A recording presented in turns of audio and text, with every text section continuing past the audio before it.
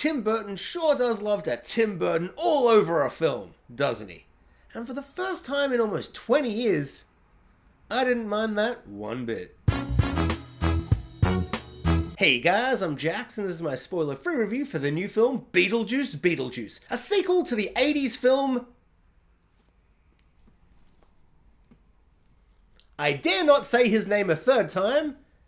I don't want that freak appearing in my house. That would be deeply upsetting. He is a horrible, gross, awful man who is surprisingly sexually perverted, and I'm not a fan of him whatsoever. He who shall not be named is back. The undead demon of chaos and weirdness. And back with the undead demon who shall not be named is the mundane, bureaucratic, undead world and universe of the man who shall not be named. I can't stress enough. I can't say it again. I've said it twice, and if he appears in my house, I will be so mad. This film was a massive surprise for me. I'm not the biggest Tim Burton fan. I respect that he has a very unique visual style and aesthetic, and he does a thing. This film's visuals and chaotic energy that's just oozing from every frame is really infectious. I really loved just how this film made me feel. A massive highlight of this film is the visuals. It is an absolute delight in terms of everything it is able to do that makes it feel like that film from the 80s.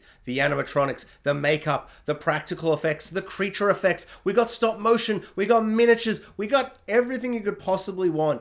From the very first scene where we go through, or the opening tiles coming up, and we go through the town, and Tim Burton gets Danny Elfman to do, you know, that thing Danny Elfman does, where it's like, bum, bum, bum, bum, bum, bum, bum, bum, bum, bum, bum, bum, bum, bum, bum. Yeah, Danny Elfman was just doing a Danny Elfman impression, if you will, but it's great. And we're going through the town, and it's a real town, and then it kind of crossfade transitions into a bunch of miniatures and a miniature town, just like the original. And just from there, you know you're in safe hands, that they're going to do everything they can to make it feel and have that same vibe and flavor of that original 80s film, but with all these modern flourishes that kind of give it a polish, so everything looks amazing, and in a lot of ways it looks better, but it never loses that kind of tangible, kind of tactile, homemade feeling that the original film had by combining all these different elements and making it work as one film cohesively. It doesn't feel like a mess. It like really works, and it brings to life this world of he who shall not be named. This film is wacky and weird and bizarrely fun, but like in a morbidly gothic and sad way. You know, a Tim Burton film. So the plot of this film isn't as legacy sequel-ish as you might imagine. It's not a rinse and repeat of the original film, even though there is a bunch of elements and a couple of callbacks that probably aren't necessary. But generally speaking, it is kind of mostly a new film, mostly. The family goes back to the house from the original film for a funeral, and I don't know, a bunch of stuff happens or whatever that's super new and different, and then Beetlejuice is like, I'm back. Let's do a big Beetlejuice situation. And they all run about and antics happen. And then Beetlejuice is like, I gotta do a marriage though, because this is a sequel. So in some ways we've got to make it feel like the first one. And apart from the marriage thing, which is very much just the first film again, it feels like its own fresh, unique thing where it's telling a new story. It's taking the characters in new directions and furthering these characters and adding depth to them rather than just going rinse and repeat. Hey, remember that first film? Again, but like now. More money, please? The plot mostly focuses on Winona Ryder, who's back. You remembered her when she was 17 years old and a goth queen? Now she's older and still a goth queen. She looks the same, got the same haircut. Kind of a little worrying when you see someone who has the exact same hair as they had in high school. And I said that, and I'm just thinking about how my hair looked in high school, and I'm like, I take that back. You are allowed to not change and grow, and change your hair. You're allowed to have the same hair when you're old than when you were young.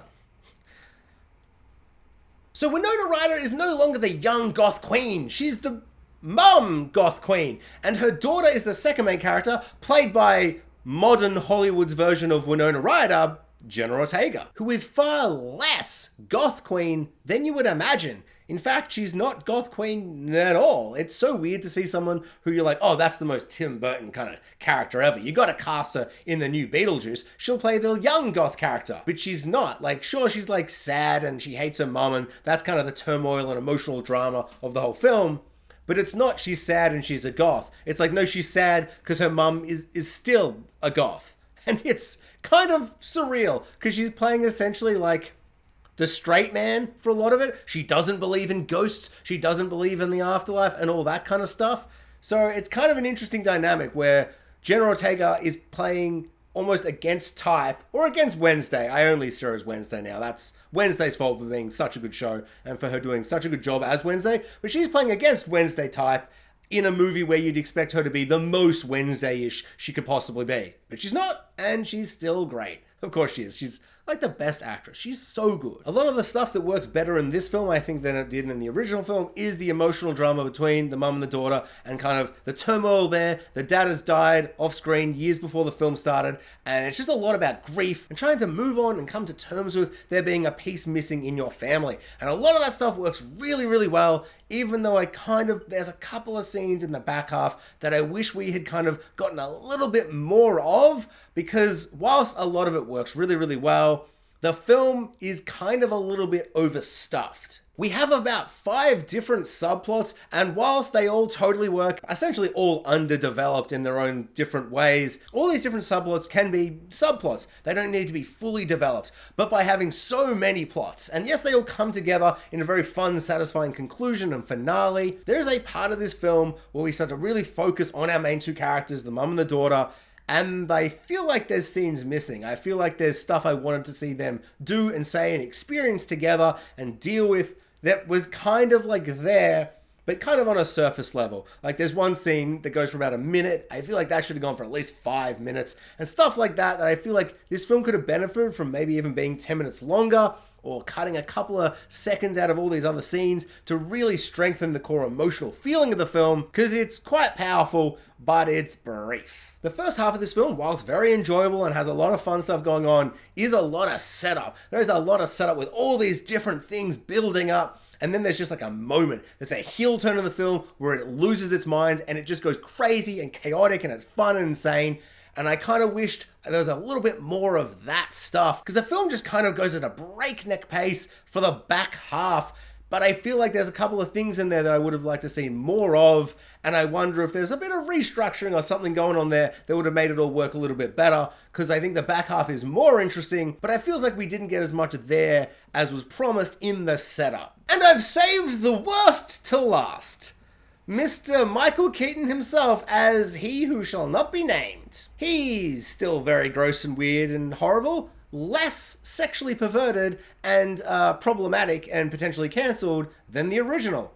I was surprised by how unpleasant he was when I rewatched the film last night. I was like, I don't like this guy. Like at all. He's gross and awful. And Michael Keaton does a great job, but like I feel like he's too much. He's like, blah! And the film's like, blah, you know, like the level of wild, wacky craziness is like at a certain level of crazy, but the undead world is like quite mundane, and it's quite kind of like drab and like, I don't know, it's almost like kind of deadpan humor kind of vibe.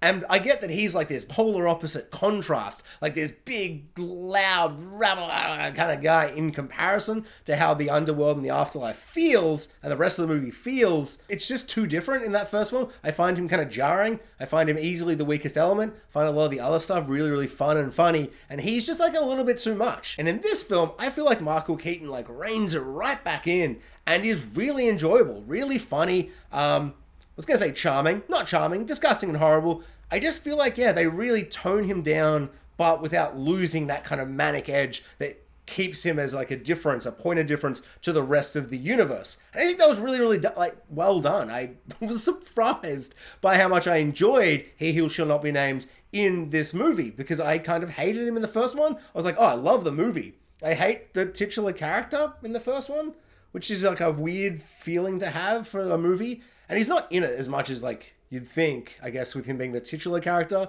But in this one, once again, not in it as much as you'd think, but the stuff we do get, I really enjoyed. Overall, this film is better than the first film. The first film doesn't have the Soul Train joke, does it?